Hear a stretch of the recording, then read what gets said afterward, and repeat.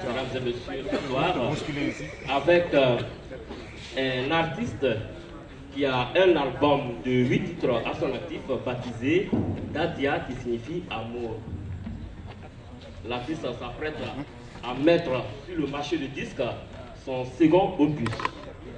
L'artiste s'appelle Bob Lai.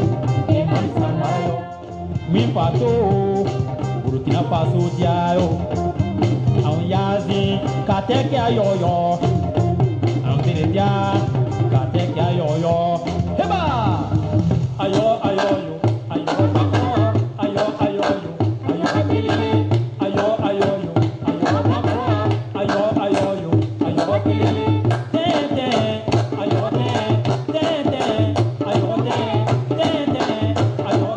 On va poursuivre notre soirée de débatteurs avec un jeune slameur. Avec les paroles, il sensibilise. Mais apparemment, il fait du slam. Hein? Le slameur, il se fait appeler Yellow. Yellow qui signifie jaune. Mais je ne sais pas, il aura l'occasion d'apporter sa petite contribution à ce débatteur. Yellow sur ce podium.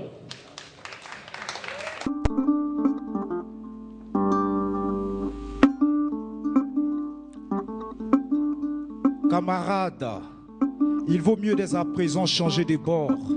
Il nous faut redoubler d'efforts. La longue nuit dans laquelle nous fûmes plongés, il nous faut la secouer et en sortir. Le jour nouveau qui déjà s'élève doit nous trouver à viser ferme et résolu. Il nous faut passer le cap des sombres chapitres de notre histoire. Accepter que les écrits d'échecs Anta Diop et Joseph Kizerbo nous récoltent les morceaux de notre histoire. Dissiper de nos mémoires les mensonges proférés par ceux qui, au nom d'une suprématie d'hommes civilisés et d'une curiosité malsaine, sont arrivés pour, disait-il, aplanir le tortueux et porter le salut. Je sais désormais que l'émotion n'est pas que nègre, elle est humaine.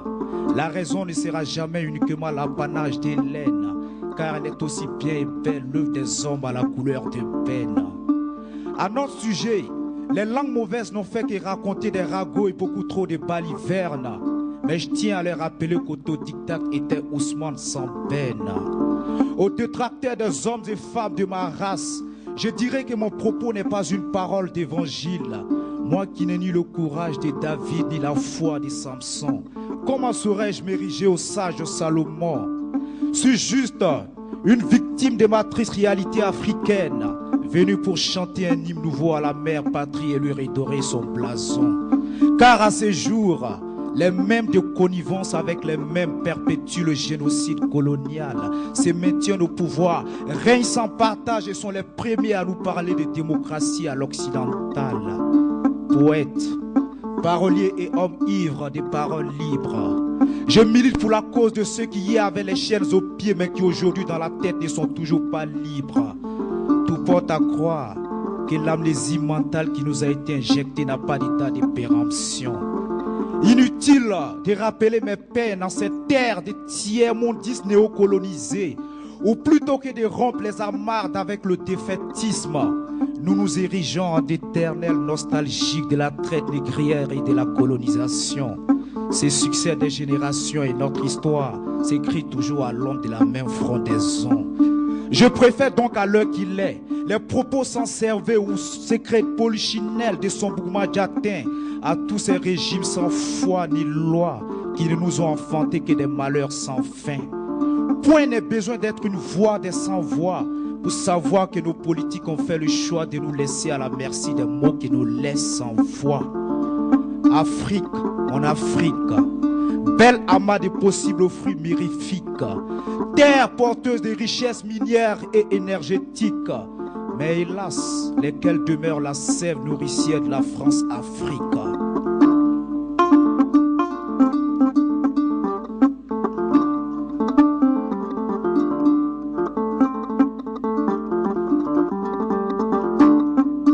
Comment peut-elle être une franche Afrique si les autres l'aperçoivent tel un cran Afrique? D'être une proie facile des maladies sans remède et des marchands d'armes, elle en a assez. Et même si elle verse des larmes, c'est de tout son charme qu'elle slame ses drames et mélodrames. De mille et un espoirs, elle se console. Et nous avons mille et une raisons de nous défaire de ces dirigeants africains, aux agissements aussi sombres que l'excès des pigments dans nos gènes.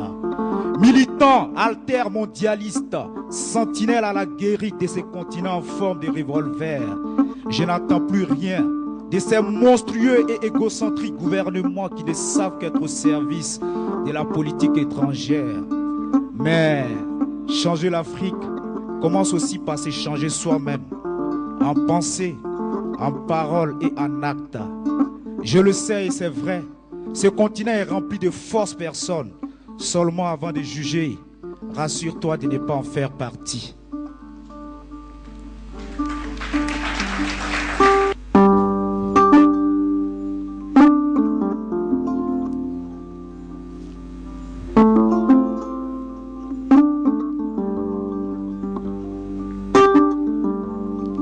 C'est l'histoire d'un jeune homme et d'une jeune fille, gens qui se rencontrent au hasard d'une fête. Et ce fut le coup de foudre comme à la télé. Alors ils décidèrent de se laisser aller, de ne pas se prendre la tête. Sur la piste, ils esquissent quelques valses et ils dansent laissant leur corps se frôler, se frotter. Et puis, ils sentent le désir qui monte et qui les brûle à la chaleur de leurs haleines qui se mêlent. Voilà le dard du mal qui bat la semelle. Il n'en peut plus, alors il invite à l'hôtel. Elle n'en peut plus, elle aussi, alors elle acquiesce à l'appel. Le même soir, ils se retrouvent dans le même lit, sous les mêmes draps. Mais l'un d'entre eux est peut-être dans des beaux draps. Car ils ont oublié un détail, le plastique. Mais ils se disent, faut pas y penser alors que le diable se trouve dans les détails. Puis après avoir croqué dans la pomme, Adam est parti de son côté, Ève est partie du sien. C'était ni vu ni connu. Mais si l'amour vient sur un coup de tête, la maladie aussi fait souvent pareil. Dans ce monde où les fléaux fleurissent au rythme de nos maladresses, le meilleur des remèdes, c'est de toujours prendre ses précautions. Chacun regagne alors sa cour et la vie reprend son cours. Le soleil se lève et se couche, se relève puis se recouche, jusqu'à ce que vienne ce jour où Adam se réveille longtemps après le soleil. Car un terrible mal de tête l'oblige à prolonger son sommeil.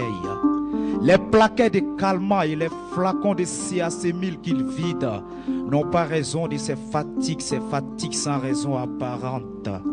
Ensuite viennent les douleurs abdominales, les nausées, s'en va l'appétit, alors vient l'anorexie.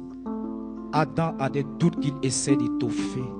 Mais il se dit ce qui lui arrive est peut-être symptomatique d'un certain mal qui n'arrive pas qu'aux autres, un certain mal qui arrive qu'aux hommes. Et il repense à cette nuit, à cette fille quelque part sur le globe, à ces détails qu'il avait omis, le latex, le plastique, et il se refuse à imaginer le reste.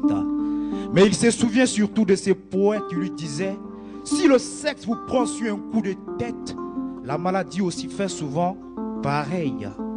Dans ce monde où les fléaux fleurissent au rythme de nos maladresses, le meilleur des remèdes s'appelle la prévention. Mais plus tard, Adam a des fièvres, la jaunisse et ses doutes grandissent. Finalement, il se décide, il se dépiste et le diagnostic tombe comme un verdict. Adam sait sa peine, il souffre d'une hépatite. Le mal est viral, dans certains cas irrémédiable, et son agent s'appelle le VHB, virus de l'hépatite B. Facilement plus contagieux que le VIH. Décidément, la race humaine n'est pas au bout de ses peines. Pendant ce temps, Ève qui lui avait transmis le virus avait souffert des mêmes symptômes, mais elle avait eu la chance de se remettre de son mal. Celui d'Adam est devenu chronique, il souffre et il est en proie à une cirrhose ou à un cancer du foie. Quand il repense à cette nuit, à cette fille, à ces détails qu'il avait omis, il s'en veut à mort, mais il est encore en vie. Difficile est sa nouvelle vie, mais entre la maladie et l'espoir d'une guérison, Adam se sait malade de son foie, mais pas de sa foi. Histoire d'amour, non. Histoire de sexe qui peut parfois conduire au tragique. Il paraît que le sexe a ses raisons que la raison ignore. L'homme avisé vous rappelle que la maladie a ses virages, que le sexe doit de bien négocier. Car si l'amour vient sur un coup de tête, la maladie aussi fait souvent pareil. Dans ce monde où les fléaux fleurissent au rythme de nos maladresses, le meilleur des remèdes, c'est de toujours prendre ses précautions. Si l'amour vient sur un coup de tête, la mort aussi fait souvent pareil. Dans ce monde où les fléaux fleurissent au rythme de nos maladresses, le meilleur des remèdes s'appelle la prévention. Je dédie ces tests à la mémoire de Serge Sommet, qui nous a quittés le 30 décembre 2012. Que son âme repose en paix.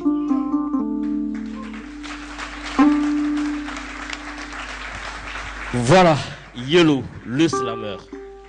Je voudrais ajouter quelque chose. Vous applaudissez pour moi, mais applaudissez pour le musicien aussi qui m'a accompagné. Ce qui est bien dit. C'est une combinaison bien réussie. Mesdames et messieurs, j'espère que vous avez aimé. Vous avez aimé? D'accord. Le programme de cette soirée se poursuit. Je rappelle que vous êtes là pour la grande finale du thé batteur, la finale nationale du thé batteur, 3e édition. À présent, nous allons inviter le directeur de l'Institut français de Bobo-Dioulasso pour son allocution. Merci, bonsoir, bienvenue à tous. Très heureux de vous accueillir pour cette 3e édition de thé batteur. D'autant plus heureux que c'est la 3e édition justement quand le concours a commencé il y a 3 ans. On a dit bien sûr que c'était important que ce concours ait lieu et que c'est important qu'il dure longtemps, qu'il puisse continuer à se développer et à durer encore sur des années et des années. C'est d'autant plus important actuellement. On sait bien que le Burkina Faso est à une période charnière de son histoire et c'est un moment d'autant plus important dans le processus de renforcement de la démocratie que le pays vit. Et pour que la démocratie vive, eh bien, il faut forcément qu'il y ait une jeunesse consciente, qu'il y ait une génération consciente des jeunes qui s'intéressent au sujet de société, qui s'intéressent aux débats qui traversent leur société et qui sachent discuter, qui sachent défendre leurs convictions pour pouvoir nourrir un débat démocratique qui est essentiel au renforcement de la démocratie.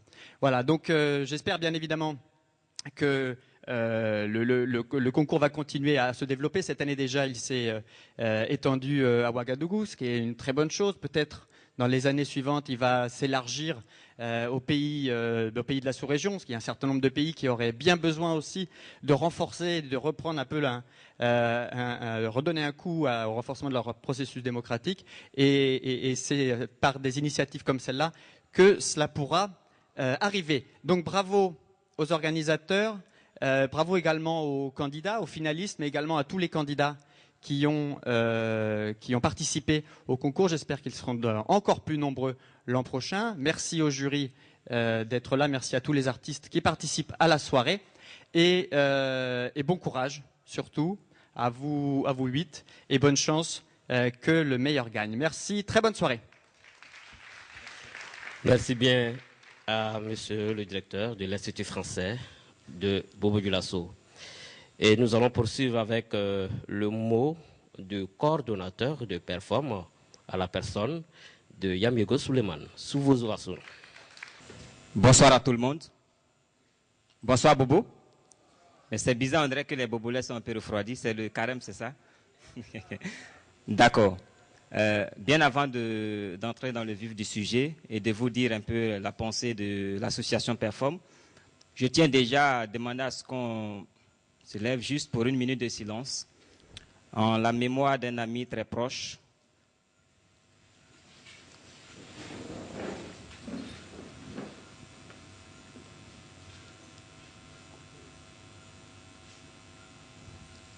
Merci. Oui, j'ai demandé cette minute de silence en la mémoire d'un ami très proche qui nous a quittés il y a de cela 3 ans à peu près. Cet ami, c'est quelqu'un qui m'a donné la force, cette envie de soulever des montagnes, cette envie d'aller loin, cette envie de ne pas laisser les difficultés de la vie m'empêcher d'avancer. Et cet ami, c'est 3S, Sommet Sensa Sej, qui est décédé le 30 décembre 2012 d'une hépatite B. Et c'est justement de lui que parlait notre ami Yellow, parce que c'est un ami commun qui nous a quittés dans des conditions très difficiles. Nous l'avons vu mourir à petit feu pendant des moments, et c'est touchant. Et c'est en même temps un appel pour dire également à tous ceux qui sont là de se faire dépister du VHB, parce que c'est une maladie plus mortelle que le sida, mais on ne le sait pas. Le thé batteur, comme vous le voyez, c'est une combinaison de 2 mots. Nous avons le thé et nous avons le batteur. Le thé, comme vous le savez bien, Bobo-Dioulasso est une ville qui foisonne de grains de thé. Comme on pourrait le dire, si nous étions slameurs, nous aurions dit qu'au commencement était le grain de thé et qu'autour du grain de thé, il y avait la parole qui s'évadait. Et de cette parole naquit des hommes qui avaient la possibilité de transcender les difficultés de la vie, de poser des mots forts et solides dans l'esprit des gens afin qu'ils puissent comprendre ce qui se cache dans l'esprit des gens. Voilà donc de ces personnes-là est né des batteurs, des débatteurs, des gens qui discutent autour du thé. Malheureusement, lorsque nous ne sommes pas autour d'un grain, nous avons une certaine perception négative de ceux qui sont autour du thé. On dit tout simplement que ceux qui sont autour du thé, ils paraissent, ils n'ont rien à faire, ils sont là, c'est des gens, des gangsters, des gens qui prennent la drogue. Hier soir, lorsque les candidats de Ouaga sont arrivés, nous les avons emmenés dans un de nos grains. Donc nous les avons amenés dans ce grain de thé, juste tout simplement pour que les candidats comprennent que dans les grains de thé, ce n'est pas seulement du n'importe quoi. Dans les grains de thé, il y a de la construction, il y a de la pensée qui foisonne. Nous sommes en ce moment au niveau du grain de thé de l'Institut français de Bobo-Dioulasso. Et vous allez écouter justement les jeunes débattre. Et après, vous me direz si justement dans les grains de thé, on ne raconte que des balivernes. Pour que justement cette soirée ait lieu, il y a eu des gens qui nous ont accompagnés. Nous ne pouvons pas ne pas les remercier parce que ce ne serait pas intéressant. Déjà, nous commençons par remercier l'Institut français de Bobo-Dioulasso que je demande d'ovationner très fort. Parce que le directeur de l'Institut, M. David Oliveira, que j'ai approché pour la première édition, m'a dit « C'est un très bon projet, je t'accompagne sur ce projet, mais il faut faire en sorte que ce projet dure. » J'ai dit « Ce projet va durer parce qu'on veut qu'il dure et que je sais que les Bobolais vont faire en sorte qu'il dure. » Et ensuite, nous allons remercier également un autre partenaire sur ce projet qui nous a accompagnés pour que nous puissions justement avoir les prix qui sont derrière. Donc nous avons l'ambassade des États-Unis qui nous accompagne sur ce projet-là cette année. J'aimerais qu'on les ovationne. Et après eux, nous venons sur scène pour que le concours puisse avoir lieu et qu'il soit vu par les uns et les autres. Nous avons pu avoir cette année un parrainage, pour dire un marrainage, je ne sais pas, de la directrice de la RTB, Mme Danielle Bogaeri, du soutien d'un grand frère, M. Nicolas Zingani, qui est le directeur de la radio-télévision de l'Ouest. Et ensuite, nous avons également BF1 qui nous accompagne. Et en plus de ça, nous avons à notre droite, de l'autre côté, les membres du jury qui sont des amis, qui sont là depuis Ouaga, et d'autres qui sont là. Nous avons, pour commencer, à ma gauche, Mère Nefta Noufou Zougmoré. C'est mon camarade de lutte. Il est journaliste à Mutation. Si vous prenez aujourd'hui un homme politique, peu importe, vous l'attrapez à la fin, vous faites le test, vous lui donnez son nom, il va vous donner le grain où il mangeait avant de devenir ce qu'il est. Noufou Zougmoré, grand journaliste à Mutation. Ensuite, nous avons mon ami Sigiré qui est avec moi depuis la première édition, qui est écrivain. Et ce qui est intéressant, à chaque édition, quand il vient, il dit, bon, Soul, j'ai écrit un nouveau livre, voilà. Soul, j'ai un nouveau livre. Et là, il est venu avec un lot de livres qu'il offre aux candidats. J'aimerais qu'on applaudisse pour Sigiré Adamant, qu'il a encore fait sortir cette année. À droite, lui, c'est un frère, descend depuis longtemps. On est ensemble, on partage des idées. Et lui, c'est mon grand frère Salif Raymond Zida de la radio Savane FM que j'aimerais qu'on applaudisse. Et ce sont les membres du jury. Donc, c'est juste pour vous dire que si nous sommes là ce soir, c'est justement parce que nous voulons que les jeunes puissent questionner les pratiques démocratiques en cours dans ce pays. Nous avons eu une transition. Nous voulons que les choses changent et que plus rien ne soit comme avant. Et on espère que les débats des jeunes vont permettre justement de vous faire comprendre ça. Donc, je vous remercie et que la soirée soit belle. Voilà. Merci Souleymane Yamego pour ces compliments. Voilà, nous allons poursuivre notre soirée avec le mot de la radiodiffusion télévision du Burkina, RTB. Et je vais inviter sur ce podium le représentant de la marraine, la DG, Monsieur Zigani Nicolas, qui est le directeur de la RTB2 au bassin. Sous vos ovations. La directrice générale de la RTB aurait souhaité être parmi nous ce soir, mais pour des raisons de calendrier, elle n'a pas pu faire le déplacement. J'aimerais dire à tous les candidats qui sont ici de faire play. Il est vrai, c'est le las des las. On est obligé de choisir un vainqueur. Ça veut dire qu'ils sont les meilleurs, mais on veut le meilleur des meilleurs. Et comme c'est la règle qui l'exige, il faut un meilleur, donc tout le monde doit accepter le verdict. Je vous souhaite vraiment beaucoup de courage et merci. Voilà, merci au directeur de la RTB de Haut-Bassin. À présent, le jeu va véritablement commencer. Le débat, c'est tout de suite et maintenant. Et je vous laisse en compagnie de Ouedraogo Mamadi, notre narrateur. Merci à vous, Désiré Yamego. Mesdames et messieurs, bonsoir à toutes et à tous et bienvenue dans notre grain d'été. Voilà, le fakir est prêt, le thé est déjà en marche. Et mesdames et messieurs, vous faites bien d'être avec nous et j'aimerais que vous applaudissiez très très fort pour votre présence à nos côtés. Samedi 27 juin 2015, nous sommes à l'Institut français de Bobo-Dioulasso. L'ambiance est festive, le public est charmant, le décor est de rêve, les candidats sont sereins, même s'ils sont un peu stressés. Je vois donc à ma droite Bobo-Dioulasso, à travers bien sûr le lycée Ouezin Koulibaly et bien sûr l'université polytechnique de Bobo-Dioulasso. Voilà, à ma gauche, vous avez Ouagadougou, représenté par le lycée Nelson Mandela et l'université de Ouagadougou. Mesdames et messieurs, pour cette finale de débatteurs, 4 équipes pour 2 catégories. La catégorie élèves, vous aurez bien sûr, après avoir réussi toutes les étapes éliminatoires, vous avez à la finale le lycée Nelson Mandela qui sera face au lycée Ouezin Koulibaly de Bobo-Dioulasso, que je vous prie d'applaudir très très fort pour le combat d'idées qu'ils ont réussi à mener jusqu'à ce soir. Et chez les étudiants, il s'agit de l'université polytechnique de Bobo-Dioulasso qui sera face à l'université de Ouagadougou. On applaudit très très fort pour eux. Et puisque c'est une compétition, il y aura bien sûr une équipe chargée de départager les candidats. Et c'est le jury qui aura cette lourde tâche. Et je vais citer le nom des membres du jury. Il s'agit de M. Sigiri Adama, qui est écrivain et président du jury. Bonsoir. Merci. À côté de vous, vous avez Noufou Zoukmori, grand journaliste devant l'Éternel. Bonsoir. Vous avez également à gauche du président du jury, Monsieur Raymond Salif Zida, journaliste à la radio Savane FM. Bonsoir. Bon, je pense que les candidats sont prêts, le public est chaud, le thé est prêt, tout le monde est mobilisé. Chez les élèves, le thème qui a retenu l'attention des organisateurs, on a dit, au regard de l'actualité politique du Burkina Faso post-insurrectionnel, peut-on dire que la gouvernance politique actuelle est en phase avec l'esprit de l'insurrection des 30 et 31 octobre. Et cette thématique va faire l'objet donc de débats entre le lycée Ouezin Koulibaly de Bobo-Dioulasso et le lycée Nelson Mandela. Et chez les étudiants, la thématique choisie, c'est depuis 1996, l'armée a pris le pouvoir au Burkina Faso. Et depuis lors, elle ne l'a plus remis à un civil. À la suite de l'insurrection des 30 et 31 octobre 2014, des voix se sont élevées pour exiger l'exclusion des militaires de la gestion du pouvoir politique.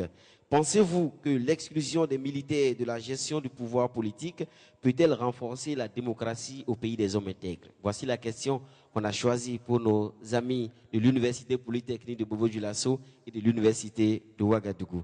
Mesdames et messieurs, c'est le choc des arguments, c'est le poids des mots et c'est bien sûr les idées qui vont triompher. Avant d'entrer dans le vif du sujet pour la compétition, je vois les candidats qui étaient déjà prêts à attaquer pour donner les idées.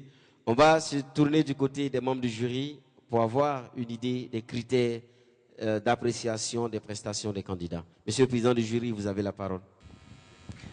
Okay, bonsoir tout le monde. Bonsoir les candidats.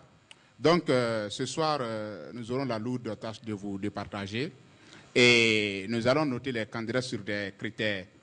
Et il s'agit d'abord avant tout du sens de l'analyse. Et qu'est-ce que nous entendons par sens de l'analyse? C'est-à-dire que le fond, les idées, l'approche, la réflexion et les exemples.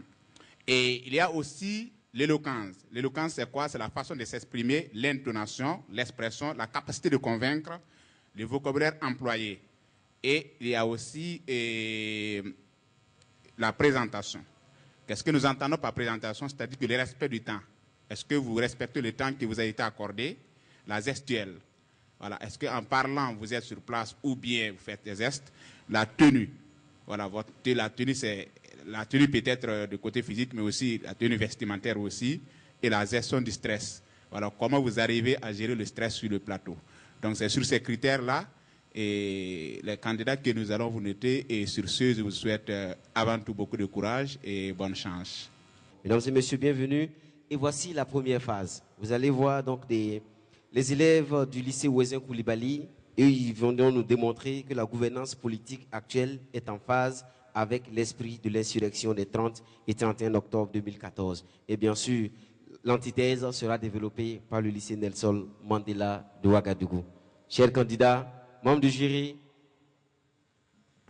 cher public, on y va. Et voici bien sûr la première compétition. Le lycée Ouezin Koulibaly, sous vos applaudissements s'il vous plaît.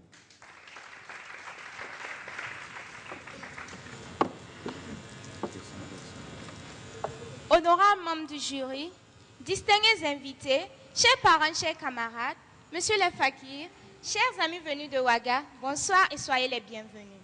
Je suis Baro Esther, élève en classe de terminale au lycée Ouezin Koulibaly. Je vous ferai part d'un sujet aussi important qu'intéressant.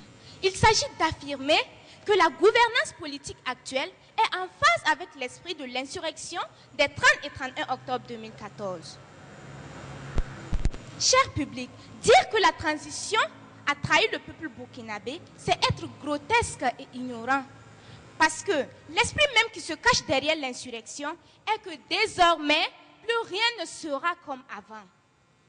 Sous l'Ancien Régime, on avait la dictature. L'injustice au sens propre du terme.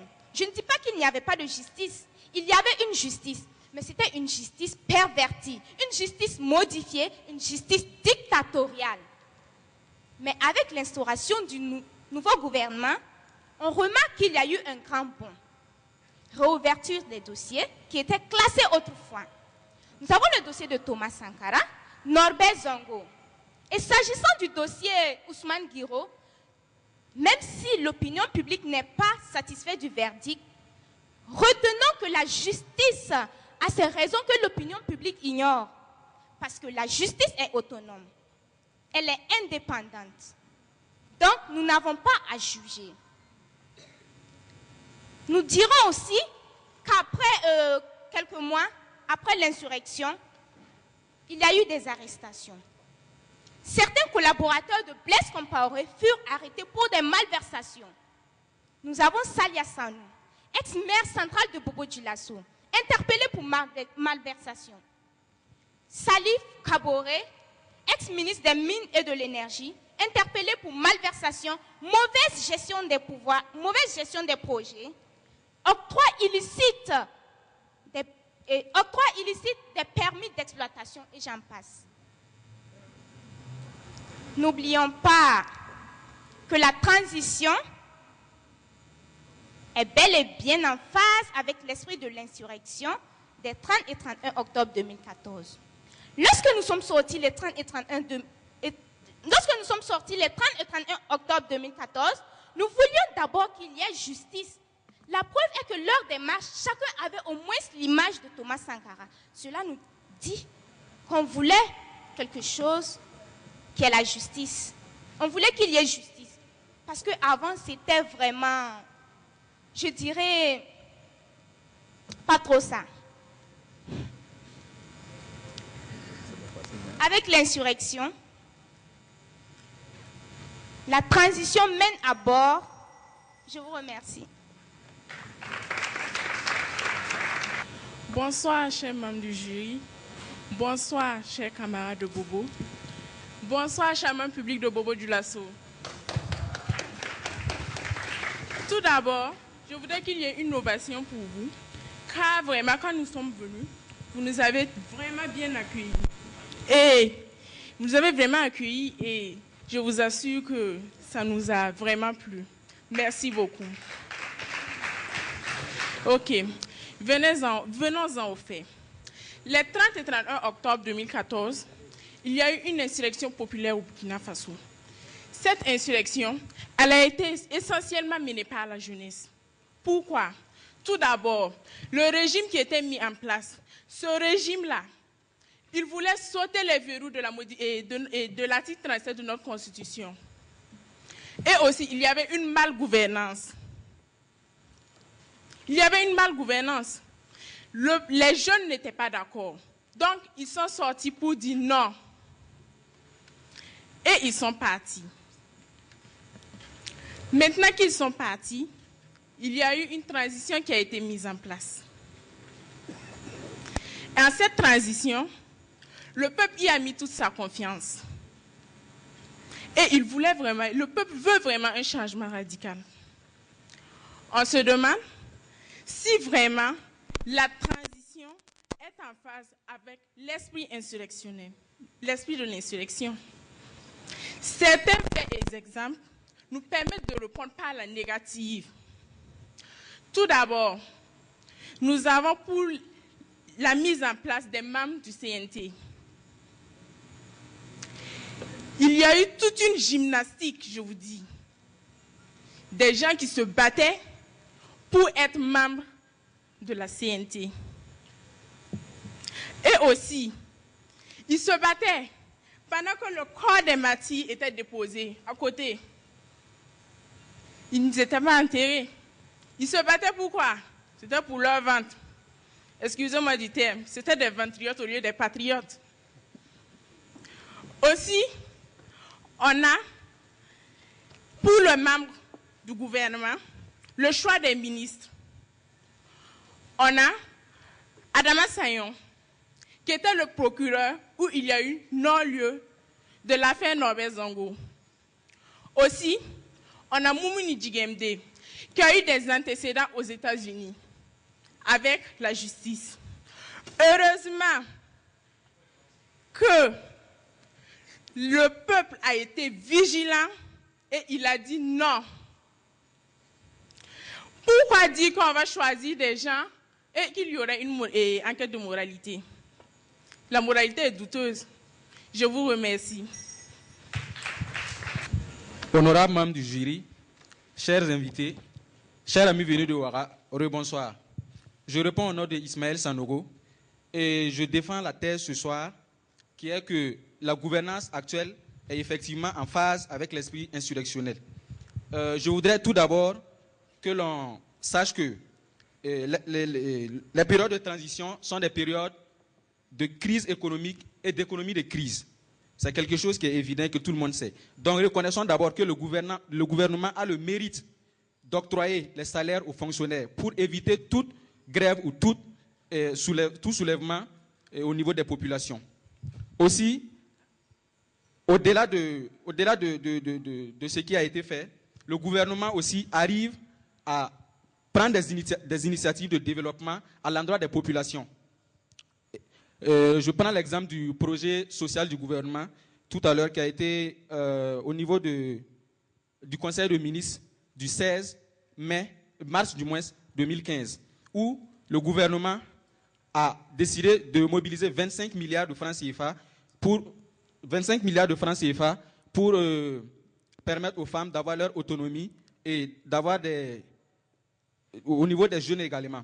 Aussi, le conseil de ministres, un autre exemple, le conseil de ministres du 18 juin, tout récemment, 2015, où le gouvernement a décidé la formation de 5000 jeunes par an, des jeunes dont l'âge est compris entre 18 et 30 ans, et une formation civique et militaire initiale.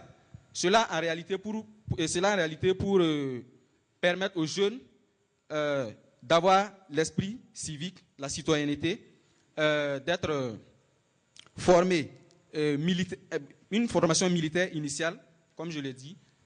Aussi, la formation permet aux jeunes de renforcer la fibre civique au niveau de toute la population. Aussi, les initiatives économiques qui ont été prises par le gouvernement. Et le gouvernement œuvre à ce que chaque couche de la société se sente avec l'esprit du développement. Il faut que le panier de la ménagère sente effectivement le changement qui a été effectué après l'insurrection. C'est dans ce sens que au secteur 14 de Bobo-Dioulasso, nous avons eu tout récemment le lancement du projet visant à construire un village artisanal à Bobo-Dioulasso. Un village artisanal pour la ville de Bobo-Dioulasso. Vous avez aussi un projet qui avait été délaissé depuis très longtemps par le gouvernement ancien, qui est le barrage de Samandeni.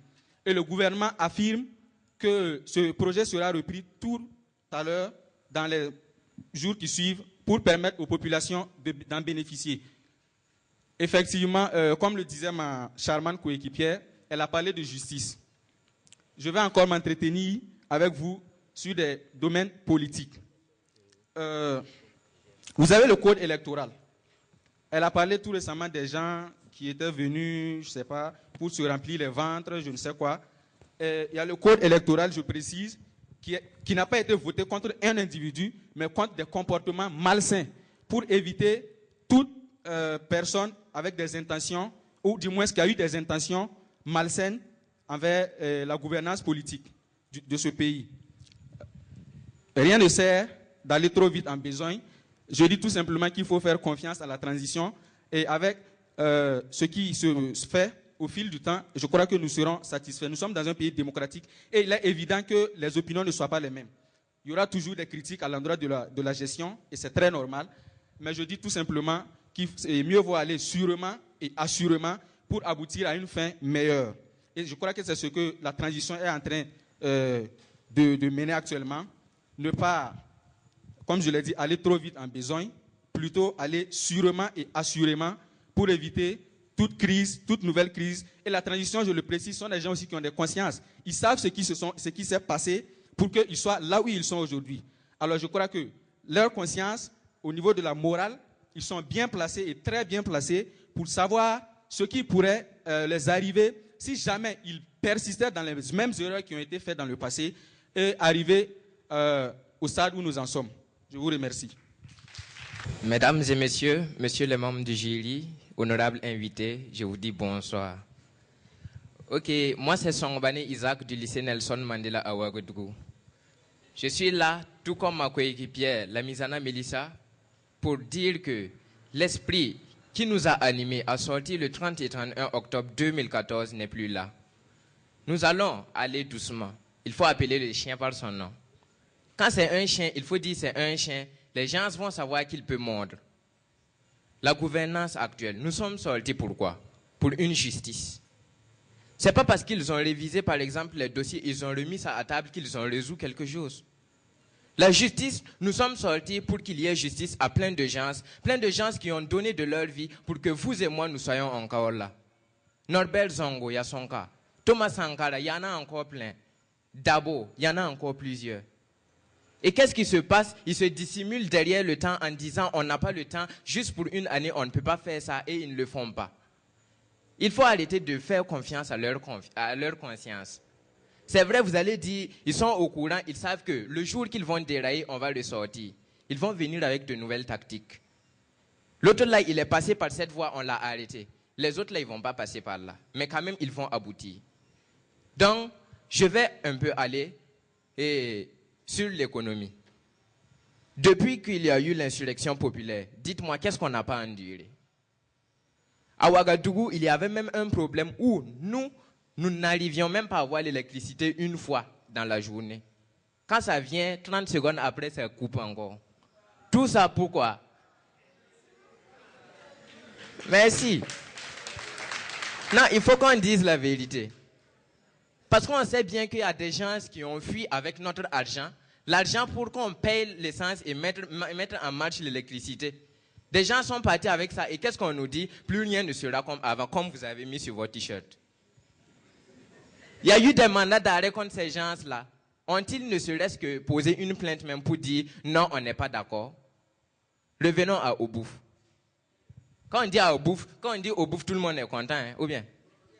Voici une personne qui s'est assise, qui a planifié tout un meurtre. Le meurtre de toute une population. Qu'est-ce que la justice dit? Oui, on a nos preuves.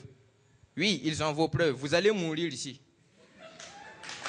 Ou bien, si vous dites que la justice connaît ce qu'elle fait pour, par exemple, choisir des sentences minimes comme ça, ils vont finir le mandat là en quelques temps et ressortir vous poisonner encore. Il faut que nous soyons conscients. Nous sommes sortis le 30 et 31 octobre pour qu'il y ait de la justice. De la justice pour toi, de la justice pour moi. L'affaire de Guiro. Le voleur qui va venir dans votre maison là, je vous assure que vous allez le frapper et la punition qu'il va recevoir de la justice sera supérieure par rapport à lui. Peu importe, il faut que justice soit faite.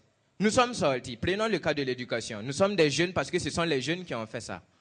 Au niveau de l'éducation, qu'est-ce qui s'est passé? On est sortis, oui, on est affamés, il y a le faune, ça ne nous suffit pas, on veut qu'on augmente. Est-ce qu'à Bobo Dioulasso, on a augmenté le salaire? On a augmenté le faune plutôt. Ça n'a pas été fait. Pourquoi? Parce qu'au fait, ils sont montés avec un rythme en disant plus rien ne sera comme avant pour gagner la confiance des gens. Ça s'appelle du popularisme. Après avoir gagné la confiance des gens, ils se retournent derrière maintenant et disent oui, laissez-nous, on sait comment gouverner, ça va aller, faites-nous confiance seulement. Faites-les confiance, ça va aller. Dites-moi, en combien de mois est-ce que la gouvernance actuelle est là? Gouvernance de la transition, en combien de mois? Oui, on a refait sortir les dossiers des gens, oui, c'est vrai. Mais quel dossier a été traité? Quel coupable a été arrêté? Dites-moi ça. Il faut qu'on sorte de ces genres de trucs-là et qu'on sache réellement que c'est vous et moi qui devons faire la justice. Faire la justice, je ne dis pas, s'il vous fait ça, il faut vous lever, remettre. Non, il faut être là quand l'organisation, quand les autorités prennent leurs droits, il faut être là tout le temps. Il faut être là en ne disant pas oui, on peut les faire confiance. Il faut que vous soyez là quand ils prennent leurs décisions. Il faut que vous soyez là. Et quand ça ne va pas, il faut dire que ça ne va pas. Il ne faut pas dire ça va aller. Ça va aller, c'est vrai, mais il faut faire quelque chose pour que ça aille, non. C'est vous et moi qui devons faire ça. Alors, sans plus tarder, messieurs et mesdames, messieurs les membres du jury, je vous remercie et je vous dis que la seule façon de gouverner ce peuple-là n'est pas à s'asseoir et dire que tout va aller parce qu'on a chassé le président Blaise Compaoré. Je vous remercie.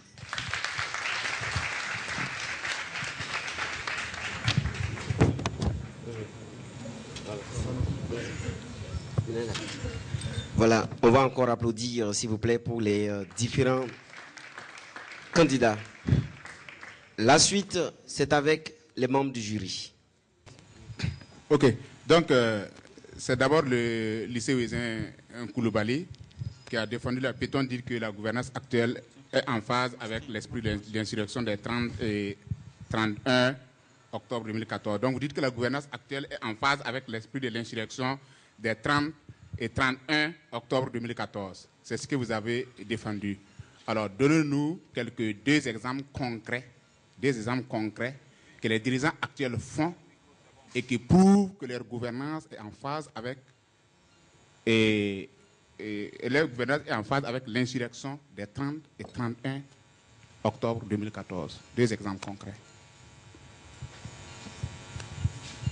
Ok, sur le plan de l'éducation, nous avons la transition a pris en compte comment dirais-je, des projets. Il y a eu ils veulent construire un technopole à l'université de Ouagadougou. Et la semaine passée, il y a eu la première pierre a été posée. On voit qu'il y a quelque chose qui est fait. La transition est là. Elle est en train de faire une fondation en quelque sorte. Quand la fondation est bien bâtie, nous dirons que le reste sera à la hauteur et ça sera très bien. Donc, elle est en phase avec l'esprit de l'insurrection des 30 et 31 octobre 2014. Et concernant les dossiers de la justice, il faut retenir que la justice est autonome. Et concernant ces dossiers nécessitent beaucoup de rigueur et de parcimonie dans leur traitement. Donc, il faut aller lentement, sûrement et assurément.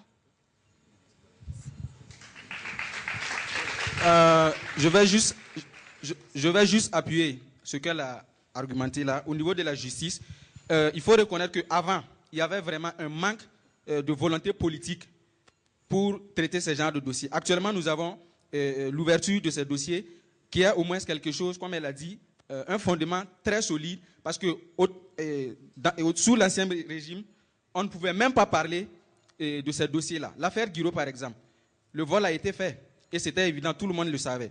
Mais il était impossible d'arriver à l'interpeller même au niveau de la justice ou devant une quelconque instance. Mais actuellement, même si certains trouvent effectivement que la sanction n'est pas à la hauteur de son forfait, je crois que le maximum a été fait. Il a au moins été interpellé, et pas lui seul. Beaucoup d'autres ont été interpellés. Ils sont actuellement enfermés même.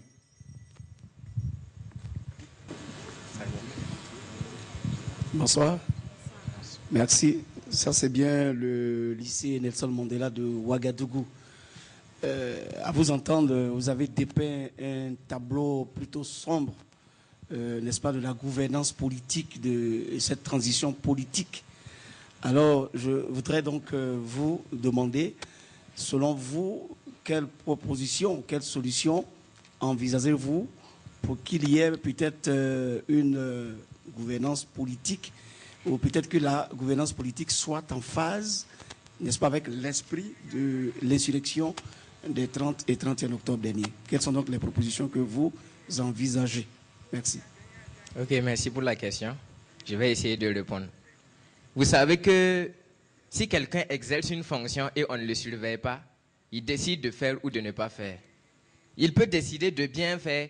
Si pour aller au service, il n'y a personne pour lui dire viens à l'heure, il peut par exemple venir où il veut, quand il veut, comme il veut. Alors, comme proposition, moi je vais proposer à ce qu'on instaure des gens qui vont être là et surveiller la gouvernance. À partir de ces instants-là, c'est nous qui allons diriger, ce n'est pas eux qui vont diriger. Oui, ils sont au pouvoir, mais nous serons à côté. Au moment où ils vont trébucher, qu'on dise attention, si vous allez de loin, on va vous attraper. C'est de ça que nous avons besoin. On ne peut pas les laisser là-bas pour qu'ils dirigent seulement. Il faut qu'il y ait des gens, par exemple une organisation apolitique qui n'appartient pas à une politique, qui sera là et qui va diriger avec eux. Peu importe ce qu'ils vont faire, par exemple, qu'il y ait chaque année, ou bien chaque mois, on peut le dire, des gens qui vont venir prendre par exemple des rapports. Vous faites votre travail, vous nous donnez un bilan. Chaque mois, on fait ça. Comme ça, le jour qu'ils vont oublier ou ne pas faire quelque chose, on va les dire pourquoi vous ne faites pas ça. On vous a voté pour ça. Si vous ne faites pas, vous ne serez plus là. Il faut des gens, par exemple, qui seront là et gouverner toutes ces choses-là. Donc, je pense qu'il faut mettre une organisation en place qui sera surveillée et chargée de surveiller les autorités. Je vous remercie. Moi, mon homme avis, tout d'abord, la population a faim. Les denrées alimentaires, là, rien n'a baissé. Les 150 francs seulement. D'abord, il va falloir baisser les prix des denrées alimentaires. Rien n'a été fait. Certes, ils ont ouvert des dossiers. Mais il faut qu'ils pensent au peuple. C'est vrai qu'ils font des choses. Mais si la population ne mange pas, comment serait la population? Merci.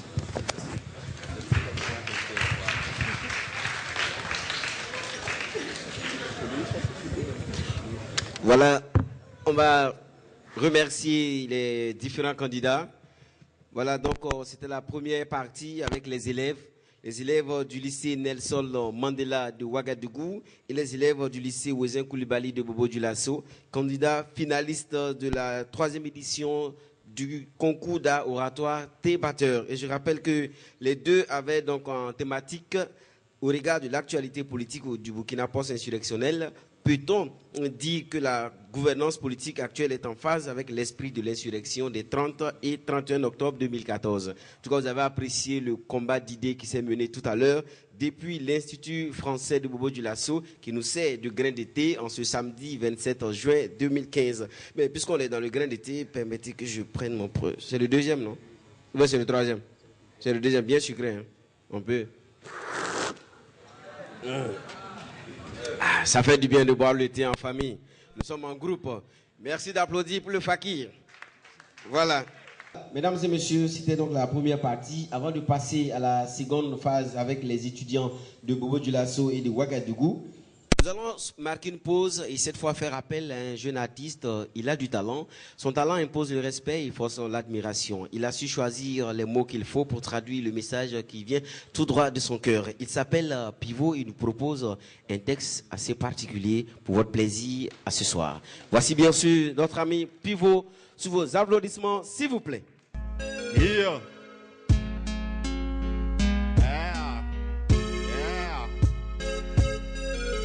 Et si la mort était le prix, dites-moi, serez-vous prête à le payer?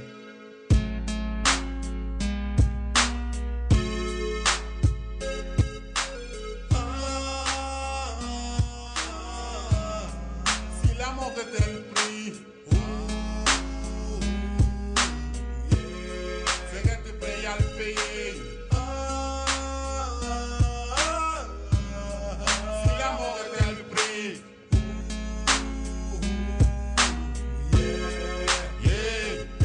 voici la voix du peuple opprimé, primé dans sa chair, mais demain sera primé.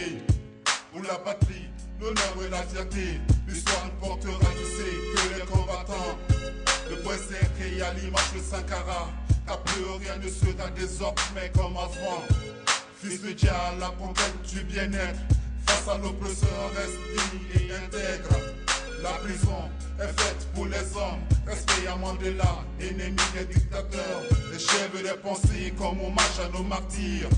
Black Stoman, Norbert ou Boukari, tous ceux assassinés par la famille Compaoré. Macabre accession à la tête d'une république. Pour des errances, cette pose est une réplique. La présidence n'est pas une profession. Au cœur de l'oreille, je t'en fais la confession. N'est-ce pas, Bobo? On est ensemble, non? On bat le maire. On bat le maire. Yeah. On fait comme ça, Bobo. Si la mort était le prix, dites-moi,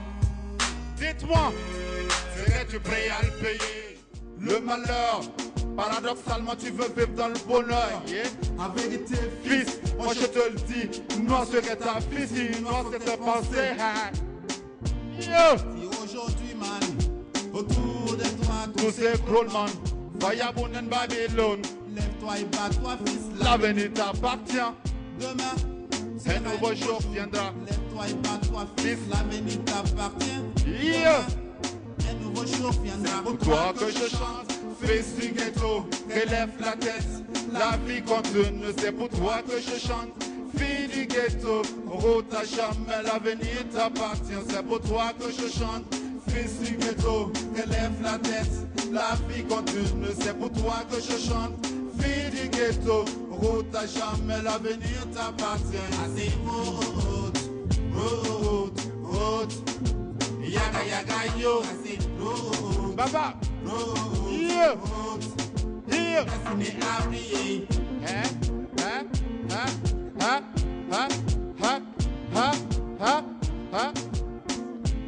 Bobo,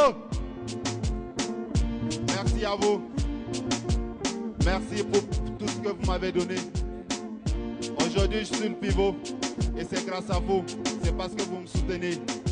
Aujourd'hui, je viens vous dire que mon plus grand fan, c'est forcément vous. Et je vous adore, Bobo. Salam alaikum. Je vais vous demander d'applaudir un frère. C'est un petit frère.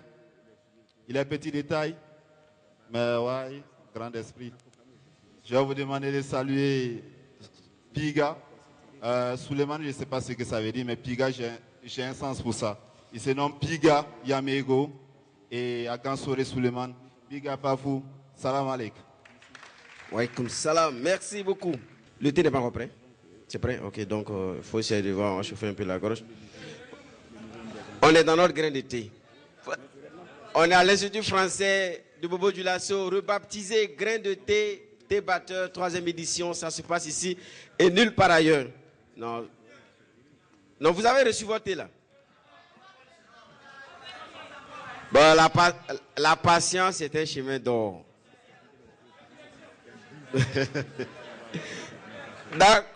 Non, je vous sais très démocrate. Vous êtes tellement démocrate que vous allez me regarder boire le thé. Tellement vous êtes gentil. Et comme tu es là pour me soigner, il n'y a pas de problème. D'accord. Voilà, mesdames et messieurs, vous êtes à la 3e édition du concours d'art oratoire thé batteur. Voilà, et c'est l'Institut français de Bobo Dioulasso qui nous accueille. L'Institut, donc, on rebaptise ce soir un grain de thé avec tous les amis. Nous sommes en famille. Et c'est le Burkina Faso qui va de l'avant. Après la compétition avec les élèves, nous allons poursuivre avec cette fois les étudiants. Je vous dis que le mercure va monter sûrement. Et la thématique pour les étudiants, c'est bien sûr, depuis 1966, l'armée a pris le pouvoir au Burkina Faso. Et depuis lors, elle ne l'a plus remis à un civil. À la suite de l'insurrection populaire des 30 et 31 octobre 2014, des voix se sont élevées pour exiger l'exclusion des militaires de la gestion du pouvoir politique. Pensez-vous que l'exclusion des militaires de la gestion du pouvoir politique peut-elle renforcer la démocratie au Burkina Faso? Voici la thématique centrale pour nos étudiants. Il s'agit de l'université de Ouagadougou et l'université polytechnique de Bobo Dioulasso. L'université de Ouagadougou, avec laquelle nous allons commencer tout à l'heure, va nous dire que l'exclusion des militaires de la gestion du pouvoir politique renforce la démocratie. Mesdames et messieurs, merci d'applaudir pour nos candidats et on se retrouve à la fin pour la suite de cette activité. Chers membres du jury, honorables invités, cher public de la cité de Sia, bonsoir et bonne écoute. Moi, c'est Guida Larbouga Astrid Jeannette, Université de Ouagadougou.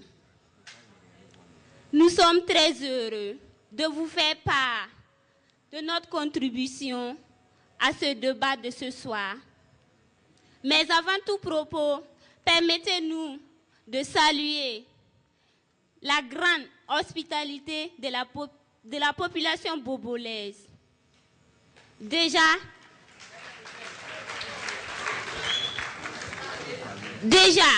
le thème tel que posé, pensez-vous que l'exclusion des militaires de la politique peut-elle renforcer la démocratie? Nous estimons que oui. L'exclusion des militaires serait une victoire éclatante pour le Burkina Faso. Mais d'abord, il est très important de définir certaines expressions telles que l'exclusion, qui peut être définie dans notre contexte comme le processus qui consiste à mettre à l'écart certaines personnes à la quête du pouvoir d'État. Quant à la démocratie, elle est l'ensemble des éléments tels que la liberté d'expression, la liberté de manifester, la liberté d'appartenir à des associations ou mouvements et la diversité idéologique. Maintenant, l'ensemble de ces principes exige du détenteur une certaine qualité, en l'occurrence une compétence, une expérience et surtout un professionnalisme. Or, ces éléments sont quasi inexistants chez un militaire pour qui le débat n'existe pas, mais des ordres. C'est comme si on demandait à un forgeron d'être le président d'un syndicat estudiantin. Vous-même, vous constatez que ça ne peut pas marcher. Ce n'est pas moi qui le dis. C'est pourquoi nous estimons que la militarisation de la politique est antidémocratique. Je m'arrête là en permettant mon coéquipier qui viendra appuyer notre analyse. Merci. Bonsoir à tous. Honorable membres du jury, très cher public, bonsoir Fakir, bien sûr le narrateur.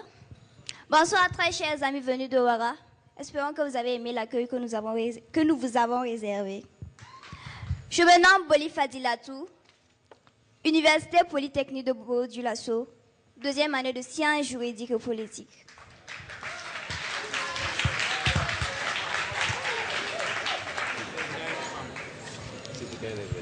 Il est vrai que les militaires ont pris d'assaut le pouvoir politique depuis 1966 et ne l'ont pas remis dans les mains des civils.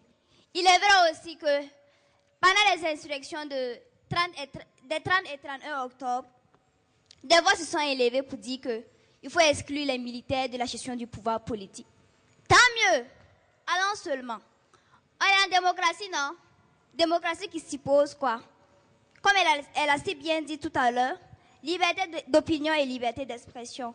Et liberté d'idéologie, si je ne m'abuse. Et aussi, partant de là, nous estimons à notre niveau que le développement de la nation nous incombe à tous.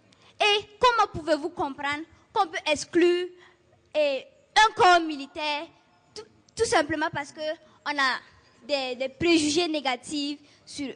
Elle a parlé des qualités reconnues à un président.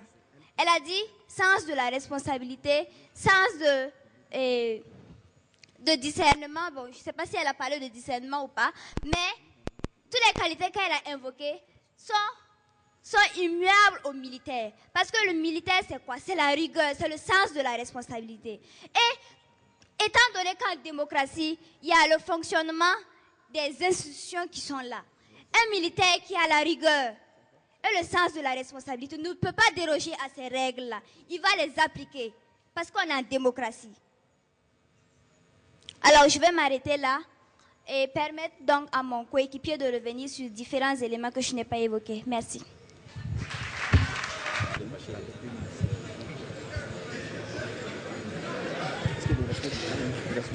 Chers membres du jury, chers adversaires de Bobo-Dioulasso, Fakir, la presse et parents, cher public du thé débat, bonsoir.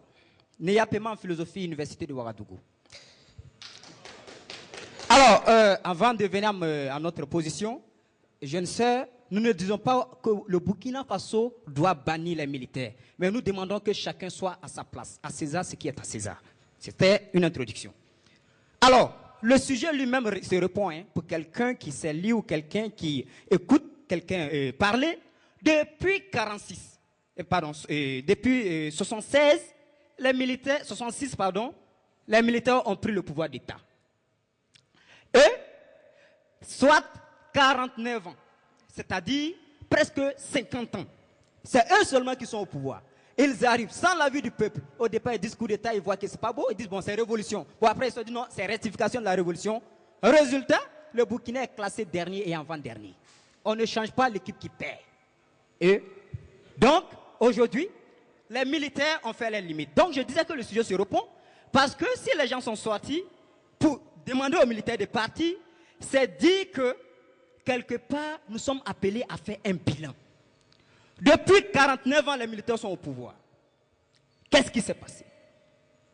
Est-ce que la démocratie telle que définie et reconnue par la sœur, est-ce que cette démocratie existait? Est-ce que les uns et les autres avaient cette possibilité de parler? Combien de fois les populations bobolaises ont été gazées juste simplement ils demandaient la baisse des prix? Combien de fois des balles réelles ont été tirées sur des étudiants qui demandaient ne serait-ce qu'un minimum à la cité de Koussodo en 2009? Combien de fois, chez membres du jury, sous la révolution, moi j'adore Thomas Sankara, je l'aime beaucoup, et lui-même il a dit, honte à celui qui ne ferait pas mieux que son père. Thomas Sankara est mon père, je vais faire mieux que lui, par conséquent, je le critique. Sous la révolution, les partis politiques ont été dissous. Les partis politiques ont été dissous. Les structures syndicales dissoutes. Des gens ont été licenciés, vos pères, certains ici ont des parents, des pères, qui se sont retrouvés à la maison parce que tout simplement, ils ont demandé un mieux-être. Ce bilan vous encourage à demander aux militaires de revenir au pouvoir. Je vous laisse méditer là-dessus. Deuxième élément. Deuxième élément, vous savez, la formation du militaire indique le champ sur lequel ils doivent intervenir. Quelqu'un qui a été mûri idéologiquement, militaire, par réflexe militaire, par analyse militaire, vous le mettez à la tête du pouvoir et il va élargir votre ville, il fera de votre pays un vaste cimetière de liberté individuelle et collective.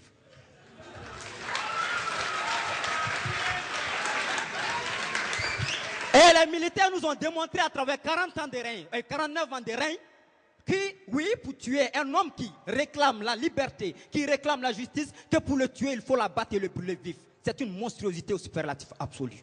Inacceptable.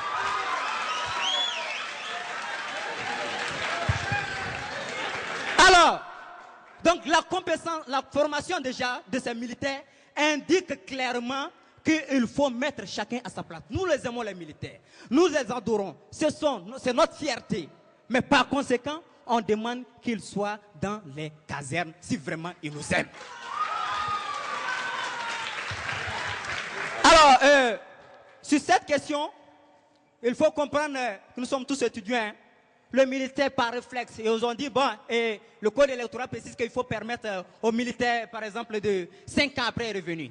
Un loup même baptisé reste un loup. Al-Sisi, on a dit d'Al-Sisi, oui, c'est l'homme qu'il faut à l'Égypte, 7 ans, bon, il doit sortir de l'armée, il a démissionné. Al-Sisi est arrivé au pouvoir. Aujourd'hui, les organisations internationales de liberté critiquent Al-Sisi parce qu'il fait de l'Égypte actuellement un cimetière également de la liberté. Pas de droit de manifestation. Je crains fort que ceux aujourd'hui qu'on soutient ne soient pareils. Dernier élément, c'est que la démocratie elle-même, on va peut-être me dire non, et il faut accepter parce que s'il y a une opinion publique très forte, ou bien s'il y a des institutions fortes, n'importe qui peut diriger. Oui. Mais le malheur, c'est qu'en Afrique, la démocratie, je ne dirais pas qu'elle n'a jamais existé, mais n'a presque pas existé. Et l'opinion publique elle-même est en 90% analphabète. Nos partis politiques, le professeur Joseph Kizerbo disait, ce sont des partis politiques opportunistes. Parti au pouvoir, Alpha Blondy dit radical. C'est dit que l'ambiance totale montre là qu'il n'y a pas une opinion capable d'interpeller. Je vous remercie. Méditez sur la suite.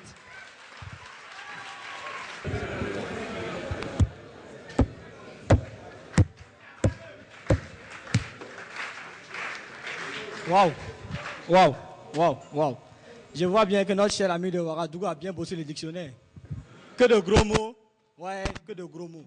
Mais au-delà de ça, la vérité est là. Et la vérité, il faut la dire tout tranquillement, tout sereinement. Au-delà des figures de style sophistique, il faut qu'on se dise la vérité, yeux dans les yeux. Ce n'est pas le fait de gesticuler, ce n'est pas le fait de parler fort qui montre qu'on dit la vérité. Non, il faut poser le débat, parler calmement, se comprendre. Les militaires, n'est-ce pas une partie de notre population? Sont-ils en marge de notre population? On ne peut pas être démocrate à moitié. Soit on est démocrate, soit on n'est pas démocrate. Soit on veut la démocratie, soit on ne veut pas la démocratie. La seule l'a si bien définie que moi-même je n'avais plus de mots pour définir la démocratie. Liberté d'opinion, liberté d'expression, liberté d'idéologie. Le militaire n'est-il pas un être humain? Ce n'est pas un humain. Si vous me dites que ce n'est pas un humain, je te pose le micro, je rentre chez moi. Tout tranquillement. Ce sont des humains, ce sont des parties de notre population. Ils ont tout simplement eu la chance d'avoir une formation qui leur permet de maintenir l'ordre et de nous tenir et de permettre à chacun d'entre nous de rentrer tranquillement chez lui à la maison, de rentrer dormir, de mener ses activités. Ils sont là pour nous protéger.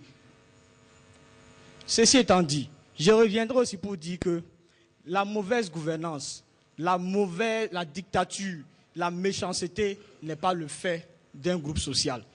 Si tu es né méchant, tu mourras méchant. Si tu arrives au pouvoir, tu seras méchant. Si tu es né dictateur, même si elle a dit, même si tu es boucher et que tu es dictateur, dans ton service tu es dictateur, si tu arrives au pouvoir, si tu arrives au sommet de l'État, tu ne pourras pas changer. Le pouvoir ne change pas, le pouvoir il révèle.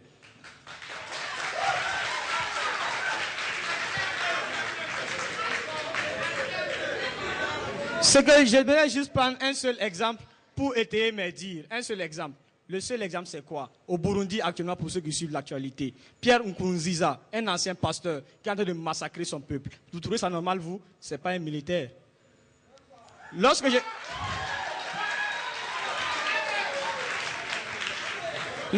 dis la patrie ou la mort, nous vaincrons, ce n'est pas un civil, je fais référence, c'est un militaire.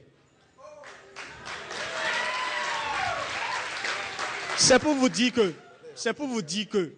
notre société, le Burkina Faso, comme l'a dit ma brillante coéquipière, appartient à tous les Burkinabés. Nous devons tous apporter notre pierre à l'édifice. Si un seul écrou manque à ton édifice, le tout s'écroule. Les militaires en ont besoin. Si un militaire se sent capable d'apporter du renouveau, par son projet de société, d'apporter du nouveau à la société, pourquoi l'en empêcher? La démocratie ne prône pas l'exclusion politique. La démocratie prône justement l'inclusion. Quand je parle d'inclusion, je parle d'inclusion dans le sens de permettre à tous ceux qui peuvent, si tu es mécanicien, que tu peux, par ton analyse, par ta compétence, apporter de nouveau à l'État, je ne vais pas te garantir de payer tes 25 millions, tu vas te présenter.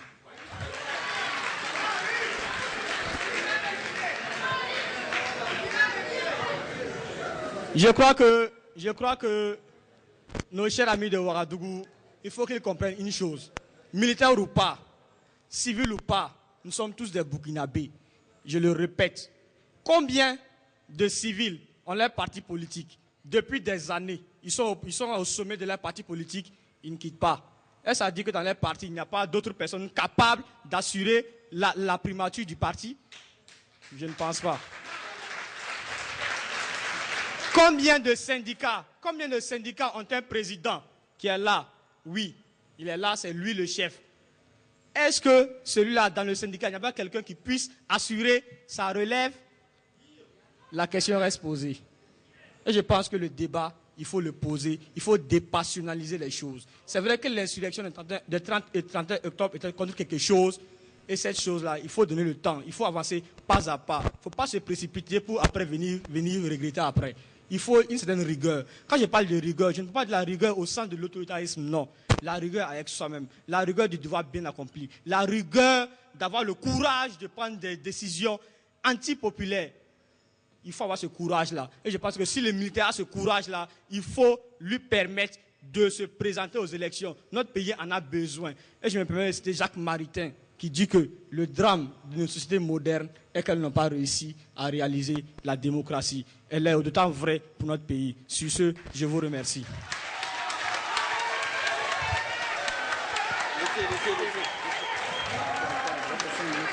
Vous ne trouvez pas que c'est aussi la faute aux civils que le militaire reste au pouvoir souvent et pendant longtemps? Vous avez vu les 30 et les 31, comment on a tergiversé jusqu'à ce que les idées viennent prendre le pouvoir. Donc, est-ce que ce n'est pas vraiment la faute aux civils souvent? Bien, les mêmes causes donnent les mêmes effets.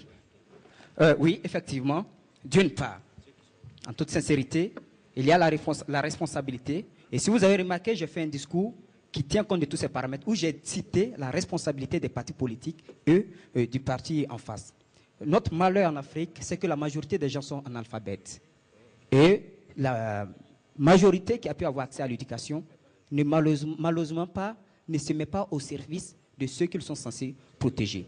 Effectivement, les gens ont les trucs, les civils ont les responsabilités. Mais ça ne doit pas légitimer 50 ans de règne sans partage. Ça ne doit pas légitimer parmi les civils, ceux qui ont été tués. Norbert Zongo, quand il est sorti, c'est un civil qui demandait seulement qu'il y ait une possibilité de respirer. Il a été tué de façon inhumaine. Beaucoup de personnes ont été tuées. Et quelque part, les militaires n'ont pas caché les dégoûts de rester au pouvoir de façon éternelle. Leur envie. Et c'était visible. Ils ont fait 27 ans. Une seule personne a fait 27 ans. Soit 4 présidents américains se sont changés. En 27 ans, il y a eu 4 présidents en Amérique. Il est resté. Et à un moment donné, il dit non, c'est ma famille, j'ai rien à vivre. D'autres également étaient là, ils sont venus. Les civils qui critiquaient sous la révolution, dont j'ai aimé la vertu, mais qu'il faut aussi dénoncer certaines dérives. Sous la révolution, il y a eu que les civils que vous tenez coupables ne pouvaient pas parler. Ceux qui voulaient parler étaient traités des traites qu'ils vendaient la révolution. certains d'entre eux-mêmes qui se regroupaient en structure étaient dissous. Des partis politiques dissous, tout le monde devrait parler révolution sans critique. Alors vous voyez, dans cette possibilité où on ne permet pas à la société civile, à l'opinion publique de s'exprimer, vous comprenez donc que là, il n'y a pas de responsabilité à donner à la société civile ou à la population, mais plutôt on a empêché. C'est vrai qu'à un moment donné, il y a eu l'ouverture, les gens n'ont pas su saisir l'opportunité. Merci.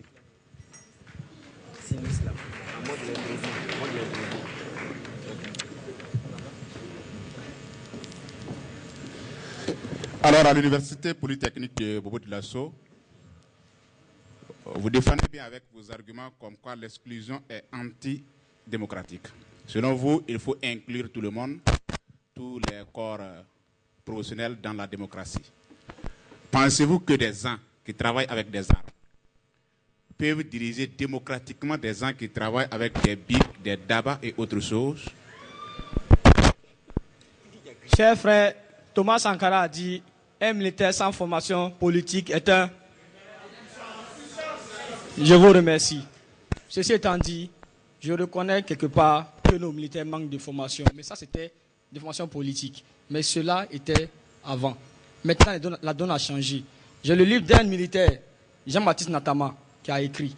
Donc, ça veut dire que ceux qui veulent se porter candidat ne sont pas des analphabètes. Ce ne sont pas des gens qui n'ont aucune connaissance de la politique. Non. Ce sont des gens qui ont une vision globale de la politique, de la géopolitique. Donc, ceci étant dit, moi je pense que les militaires, si ils se sentent capables, il y a les compétences démocratiques définies par la loi pour se porter candidat et apporter certains changements au pays, il n'y a pas de souci, je ne vois pas ce qui l'en empêche. Tous les corps, l'arme, on a donné l'arme pour assurer la sécurité du peuple. C'est pour assurer la sécurité du peuple. Et s'il est arrivé par moment que les militaires sont arrivés au pouvoir de façon antidémocratique, c'est par rapport aux civils. Lorsque je prends en 1966 le coup d'État militaire, comment est-ce qu'un président qui se dit responsable, mesdames et messieurs, va prendre 500 millions dans les caisses de l'État pour aller faire sa lune de miel à Copacabana au Brésil? Je vous pose la question. Si les militaires n'intervenaient pas, ils seraient des criminels. Et il fallait les juger à la haie. Ceci étant dit. Donc, pour terminer sur la question, monsieur le membre du jury, et vraiment je remets cette question-là, parce qu'elle va nous permettre de faire une certaine synthèse de nos propos. Synthèse, c'est-à-dire qu'une vraie démocratie digne de ce nom est une démocratie qui n'exclut pas, mais qui inclut sur les bases de la loi. Lorsque je prends en Allemagne, le militaire est autorisé à se porter candidat à n'importe quel truc politique, à condition de former sa hiérarchie, et ça marche bien. Je vous remercie.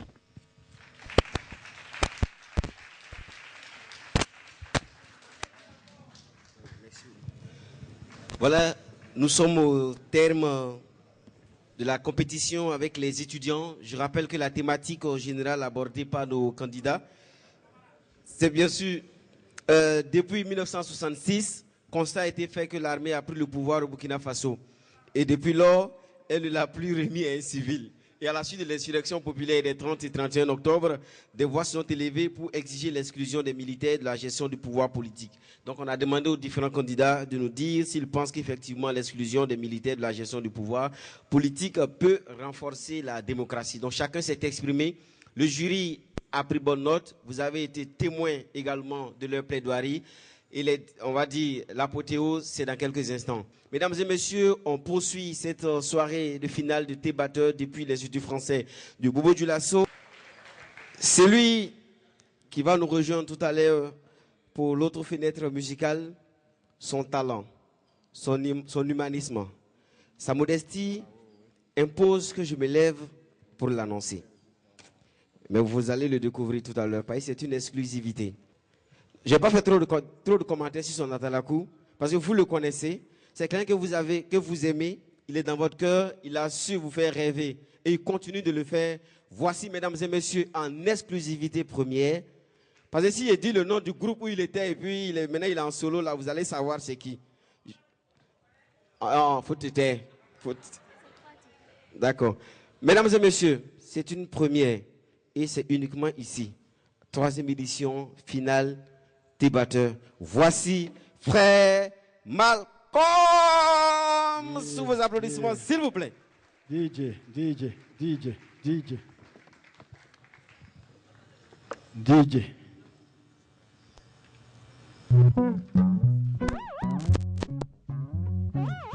Midari, alakama, ato. Midari, alakama, ato. Nitise ato, nimamiye kanafo. Nitise ato, nimamiye kanafo. Nitise ato, nimamiye kanafo. Nitise ato, gendarmerie eliato. Inyamamiye idakanofo, itesemina kano sabatika. Masakadanike amakenike, nasetiboro kana shoenike. Inyamamiye idakanofo, itesemina kano sabatika. Masakadanike amakenike, nasetiboro kana shoenike. Klomajo, la dilika binda kafiye. Klomajo, la dilika binda kafiye. Ato, nimamiye kanafo. Nitise ato, nimamiye kanafo. Nitise ato, on y va ensemble. Nimamiye kanafo. Nitise ato, gendarmerie eliato. Yeah. Korofola wara, matise kimara. Kono na jugu ina foza mfara. Nini ya kono na kofoe. Ele bale bujama chema. Korofola wara, matise kimara. Kono na jugu ina foza mfara. Nini ya kono na kofoe. Ele vale bujama chema, mashi somai, ele yana, witito, wele nyongote, bamba, anabe, londo dangani, kumbe ato. On y va ensemble. Ni mamiye kanafo. On y va. Nitise ato, ni mamiye kanafo. Nitise ato, ni mamiye kanafo. Nitise ato, gendarmerie eliato. Yeah. Antaboa, shitanade, hey, Antaboa, shitanade, hey, Antaboa, shitanade, hey, Antaboa, shitanade. Yeah. Est-ce que ça va, Bobo? Asséna. Vous êtes fatigué? Faites du bruit. Yeah.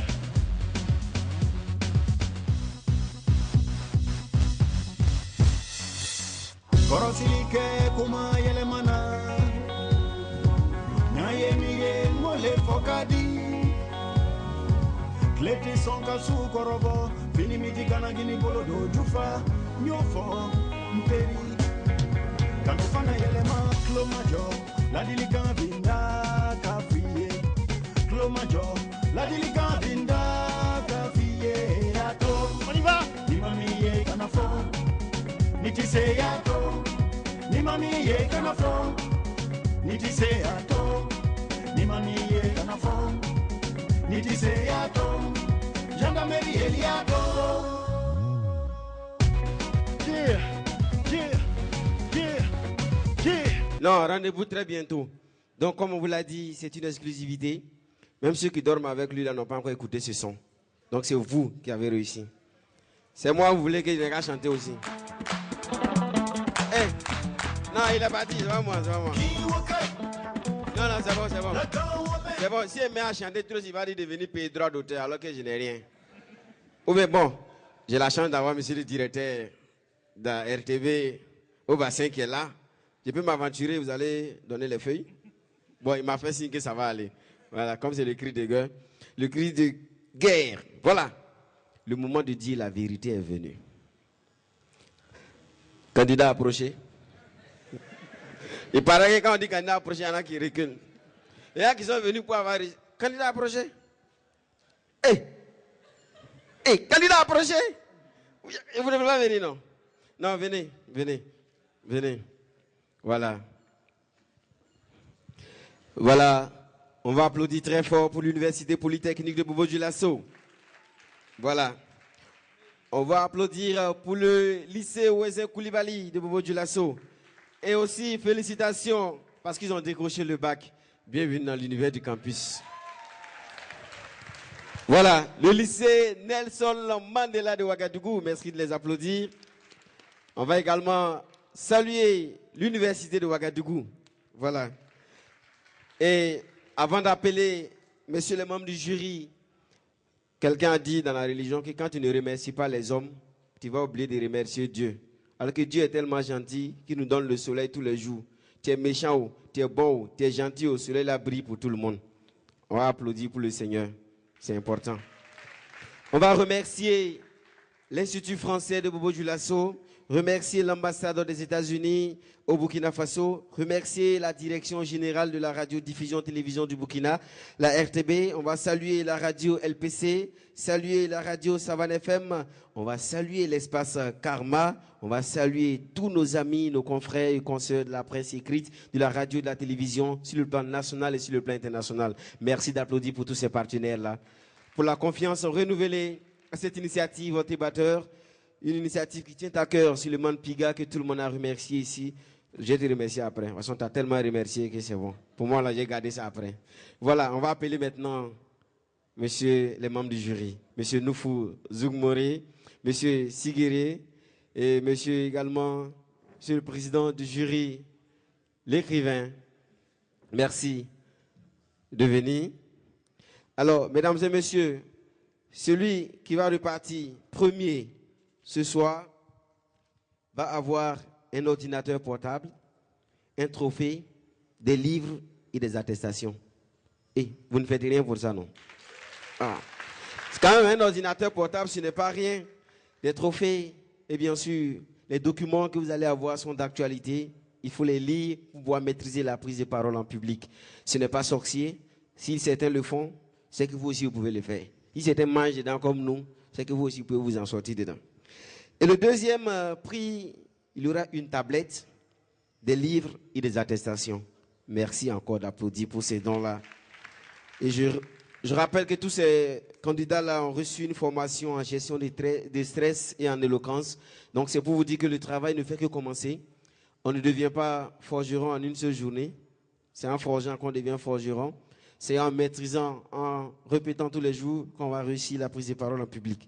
Maintenant, monsieur le membre du jury, j'espère que vous avez votre micro. On va libérer les candidats, parce que c'est pas simple, hein?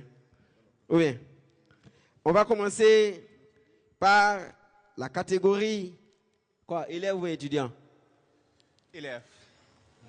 Parce qu'il y a des étudiants après qui deviennent des élèves.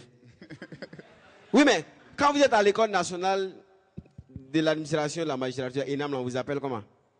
Élève. Il y a des gens qui sont en bac plus 3 et puis sont là-bas. Ouais. Donc ça peut être élève. Voilà. Alors, qui a réussi à vous convaincre au niveau des élèves ce soir à la grande finale de la 3e édition de Tébateur? Ok, merci beaucoup. Et tout d'abord, toutes mes félicitations à tous les candidats qui se sont vraiment défendus. Et avant que nous ne proclamions les résultats, nous allons faire d'abord quelques observations. Et je vais permettre à M. Zida de faire quelques observations et puis aussi à l'autre membre du jury de dire ce qu'il pense de cette compétition. Parce que nous avons observé, vraiment le débat est à la hauteur, mais aussi à quelques remarques que nous avons à faire à l'endroit des candidats. Donc, M. Zida. Ouais, merci, Président. En fait, il faut donc faire remarquer qu'il y a eu, de façon générale, à travers les prestations des différents candidats des idées, on a remarqué qu'il y avait beaucoup d'idées. Ils étaient plus ou moins éloquents, mais qu'il y avait quelques difficultés dans donc l'expressivité, certainement donc les arguments qui ont un peu manqué à leur éloquence. Ok, voilà, donc c'est un peu cela. Il y a aussi des points d'agressivité. C'est vrai qu'ici, il ne s'agit pas de dénigrer, n'est-ce pas, l'autre candidat et l'autre qui est en face de vous, mais il faut peut-être démontrer que peut-être il nous manque des arguments pour faire passer effectivement donc, le message. Il y a aussi que on a constaté, peut-être avec vous, vous avez constaté avec nous, le non-respect du timing, ce qui en fait donnait l'impression qu'ils avaient plus ou moins une non-maîtrise, évidemment, donc, de leurs arguments, parce que quand vous avez 5 minutes et que vous êtes pratiquement à 4:20, on a l'impression que vous n'avez pas d'argument. Et quand parfois, vous avez vu qu'on a rappelé à l'ordre certains candidats qui étaient en train de dépasser le timing, ce qui donnait l'impression qu'ils ne maîtrisaient pas aussi, évidemment, donc, leurs arguments. Donc, peut-être, certainement, il y a eu un problème de conviction. Mais de façon générale, on peut faire remarquer, vous qui étiez là depuis la première édition de 2013, qu'il y a eu une évolution. C'est vrai que le talent latent des candidats est devenu de fil en aiguille, en tout cas patent. On a senti un peu à travers les candidats, n'est-ce pas, une sorte de don le soir. Ils ont maîtrisé plus ou moins le sujet, mais il leur a manqué un peu, comme je l'ai dit, d'arguments, d'illustrations, donc d'exemples, parce que vous n'êtes pas sans savoir que cela est également dans les critères de notation. Il faut tout de même remarquer que certains concours, n'est-ce pas, de débat, mais aussi d'éloquence. Donc c'était important que tous ces éléments-là, en tout cas, on en tienne compte. Voilà, de façon ramassée, ce qu'on pouvait dire, n'est-ce pas, pratiquement des observations générales que le jury, sous réserve évidemment des autres collègues, a pu donc constater. Merci. Merci d'applaudir les membres du jury pour ce regard critique. Je ne vais pas revenir sur l'appréciation que vient de faire Salif. Et le constat que je fais, c'est que les différents candidats suivent l'actualité. Et c'est vraiment un point positif. Le constat que l'on faisait dans la plupart du temps, c'était que les élèves et les étudiants souvent s'intéressaient peu à l'actualité. Et ça fait du baume au cœur que de constater qu'aujourd'hui, l'actualité est bien suivi, et pour nous autres qui griffonnons dans les journaux, on a des potentiels lecteurs. Pour ceux qui sont dans les radios, c'est un potentiel audimat, et ceux qui sont dans les télés aussi, qui travaillent à relayer l'information, c'est des téléspectateurs potentiels. Et en plus de cela, il y a l'éloquence était vraiment moyenne. Mais je crois que l'objectif de l'association qui œuvre dans le sens de cette compétition, c'est vraiment donner des outils pour les élèves et étudiants pour que, à l'avenir, ils puissent défendre leurs idées et avec plus de brio. Et l'éloquence, c'est souvent inné, mais ça se forge aussi. Je crois que c'est les quelques remarques que j'ai eu à faire et sous réserve, comme l'a dit Salif, donc du président. Les jurys aussi font tout pour faire maintenir le suspense. Merci. Alors que merci beaucoup. Et personnellement, moi, j'étais là depuis la première édition avec M. Suleiman Piga-Yamigo parce que j'ai promis de l'accompagner. Et je suis de ces jeunes-là je suis convaincu que c'est avec la force des arguments que nous pouvons faire changer l'Afrique. Voilà pourquoi j'ai décidé d'accompagner cette émission.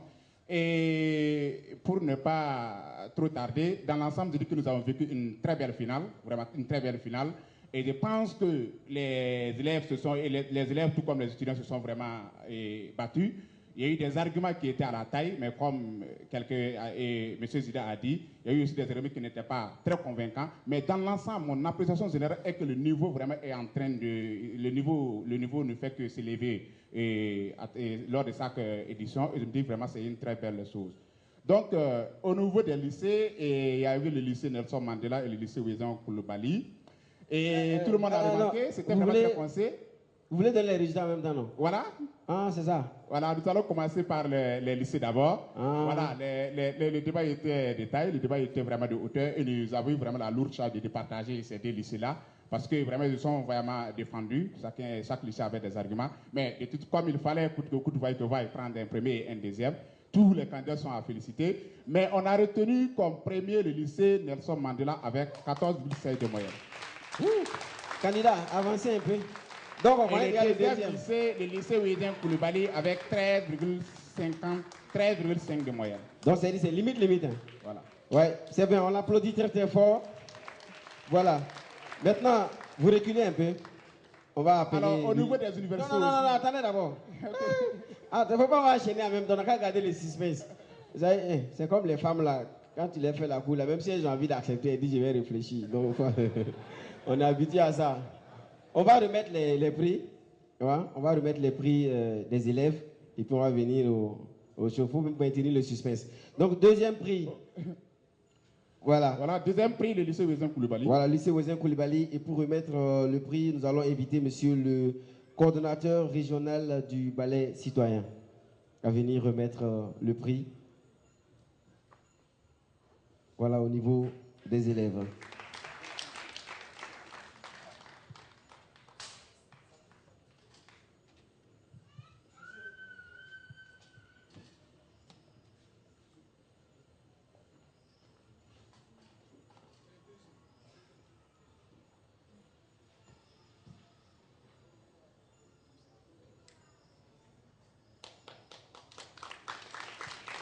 Voilà. On va également appeler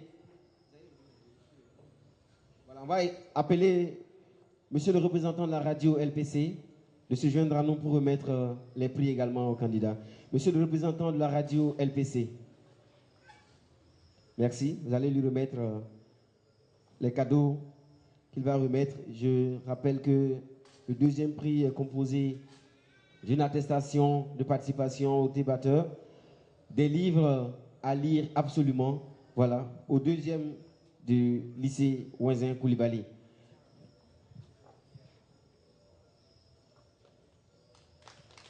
Voilà, chaque candidat reçoit une attestation de formation à la gestion du stress et en éloquence et une attestation également de participation au débatteur parce qu'ils sont arrivés en finale.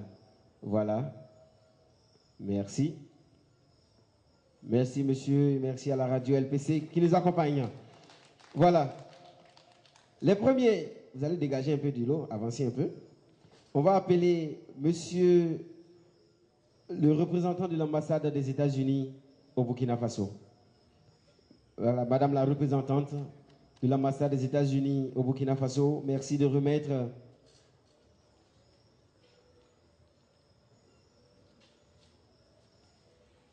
et on va appeler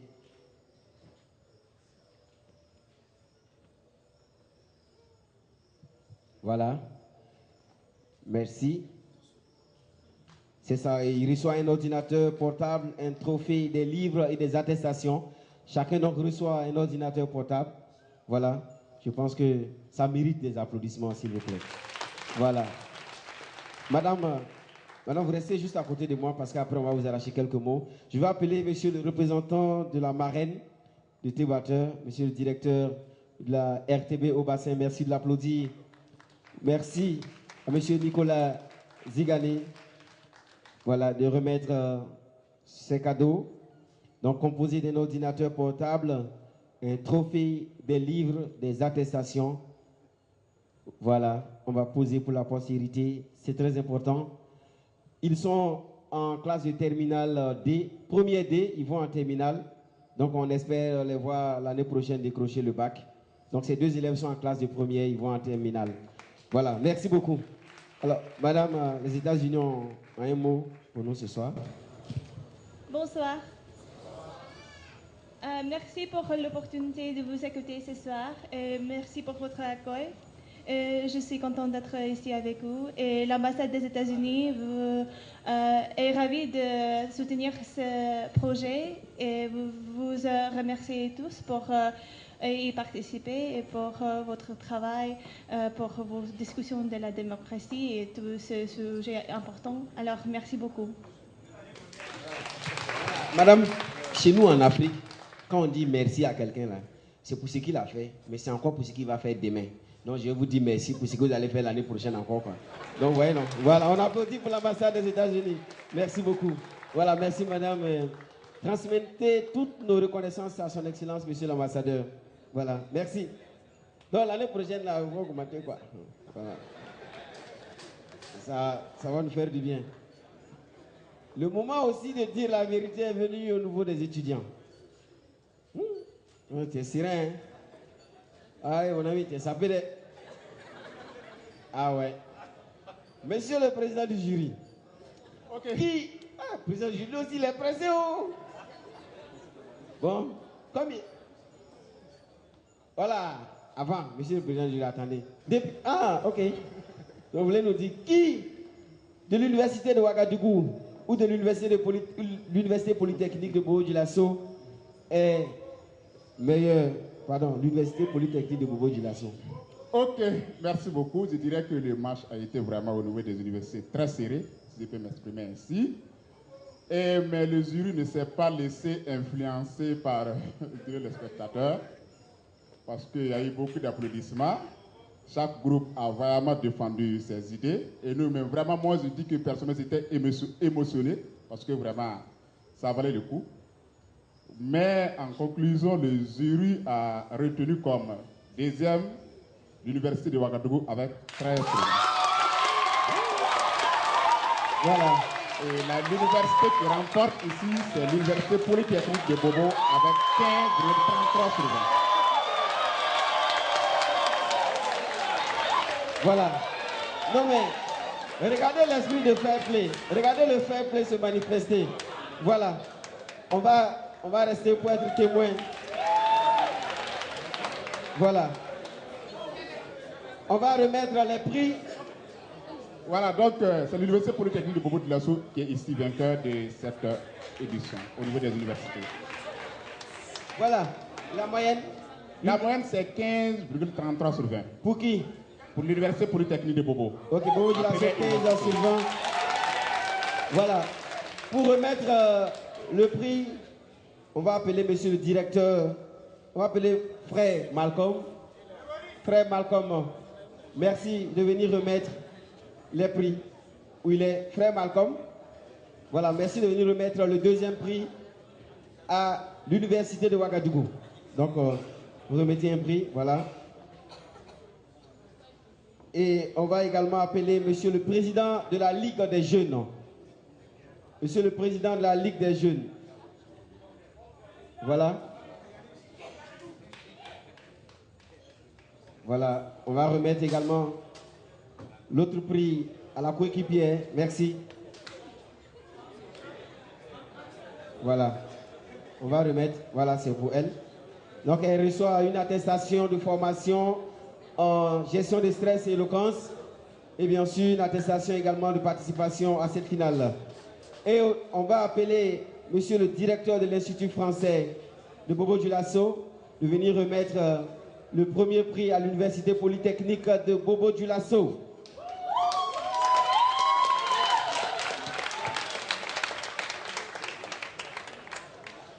Voilà. Monsieur le directeur de l'Institut français Bobo Dioulasso, vous également, on vous dit merci pour ce que vous allez faire l'année prochaine. Voilà, vous allez remettre... voilà. Et maintenant, pour boucler la boucle, nous allons inviter le coordonnateur de l'association Perform, M. Suleiman Piga Yamego, promoteur de cette initiative Tévateur. Il va remettre également les prix au niveau des premiers. Je précise que chacun reçoit un ordinateur portable, un trophée, des livres au titre alléchant et des attestations. Voilà. M. Suleiman Piga, merci de remettre à l'Université Polytechnique de Bobo Dioulasso le premier prix. Voilà. Mesdames et messieurs, on va également profiter de saluer le coordinateur de l'association jeunesse de l'UEMOA. Merci à l'AJ-UEMOA d'être avec nous, de soutenir cette initiative. Merci également à vous tous qui, de près ou de loin, avez donné de votre temps, de votre argent, de votre soutien multiforme à la concrétisation de ce projet. Voilà. Maintenant, je pense que tout est bien, qui finit bien. On va poser pour la postérité avec tous les candidats, avec leurs cadeaux. Voilà.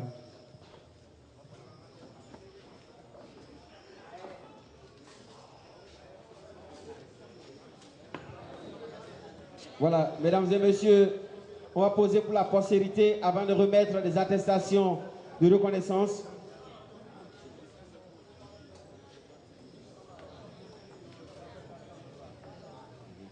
Voilà. Merci. On va poser pour la postérité. On va en même temps, voilà, remettre une attestation de remerciement à l'ambassade des États-Unis. Oui, oui. Voilà. On va remettre... M. Suleiman Piga, vous tenez à remercier l'ambassade des États-Unis à travers cette attestation de reconnaissance, de remerciement. Merci. On va également remettre une attestation de remerciement. On va demander au monsieur le directeur de la RTB au bassin de remettre l'attestation à monsieur le directeur de l'Institut français. Voilà.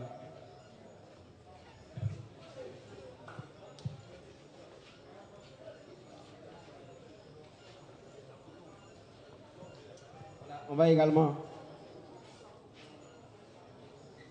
Voilà. On a également des attestations de reconnaissance.